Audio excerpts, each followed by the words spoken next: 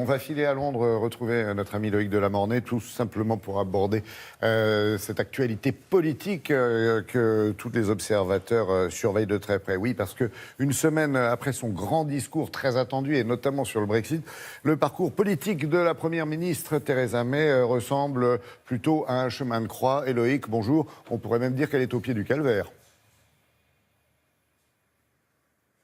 Bonjour Laurent, c'est exactement cela. Un chemin de croix, ça a été effectivement une année très compliquée pour Theresa May. Vous savez qu'elle a perdu la majorité absolue à la Chambre des communes quand elle a voulu dissoudre le Parlement et reprovoquer de nouvelles élections. Et puis alors, c'est une année très compliquée car vous le savez, les négociations sur le Brexit patinent et puis beaucoup de gens lui savonnent la planche, notamment son ministre des Affaires étrangères Boris Johnson qui se verrait bien calife à la place du calife et qui lui a décroché beaucoup de flèches, notamment dans la presse britannique. Alors il y avait effectivement un grand rendez-vous la semaine dernière, le congrès du Parti conservateur. Elle devait faire un discours très attendu pour remobiliser toutes ses troupes, sauf que, eh ben, si j'ose dire, quand ça veut pas, ça veut pas. Vous allez voir ce qui s'est passé durant ce grand discours à ce congrès. Regardez ce reportage signé Élise Derbaumet et Nick Bousby.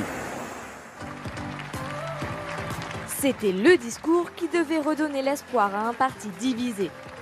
Mais pour Theresa May, ce jour-là, rien ne s'est passé comme prévu. Premier couac, quelques minutes après sa prise de parole, un comédien parvient à s'approcher de la Première ministre et lui tend une lettre de licenciement.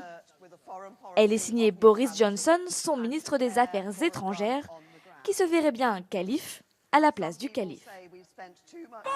C'est Boris qui m'a demandé. Boris, s'il te plaît, dis-le que ça vient de toi. Le malaise continue pour Theresa May, soudainement prise d'une quinte de tout. On dirait bien que ma voix n'est pas au rendez-vous.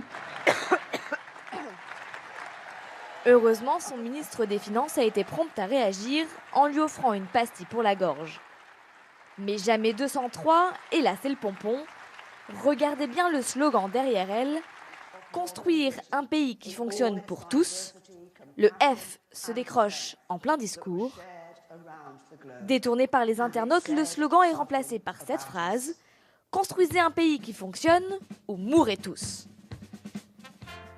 Dans la foulée, des applications sur le web vous proposent de créer votre propre slogan qui dégringole, histoire de montrer votre solidarité avec Theresa May.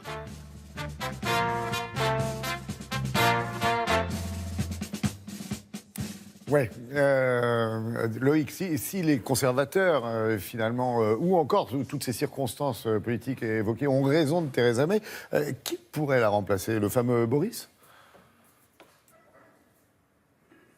Absolument. Alors Boris Johnson, évidemment, vous l'avez compris, est dans les starting blocks. Il rêve de devenir Premier ministre. Le problème de Boris Johnson, c'est qu'il a quand même lui aussi beaucoup d'ennemis. Et on sait notamment, il s'est prononcé notamment pour le Brexit, alors que encore 2 ans avant, il se prononçait pour l'Europe. Bref, on sait très bien que Boris Johnson a quand même fait ce choix-là par pur opportunisme politique. Alors il y a un autre concurrent qui est en embuscade, lui qui est poussé vraiment par le camp dur du Parti conservateur. Il s'appelle Jacob Rees-Mogg. Alors c'est un grand espoir pour les conservateurs, vraiment hard brexiteurs comme on le dit, qui sont le plus en faveur du Brexit.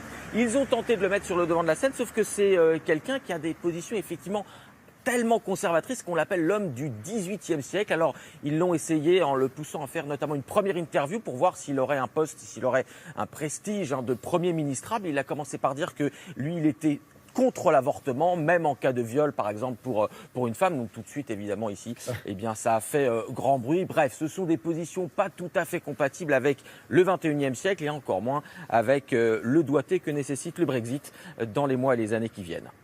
Merci beaucoup, Loïc. Passez une belle journée.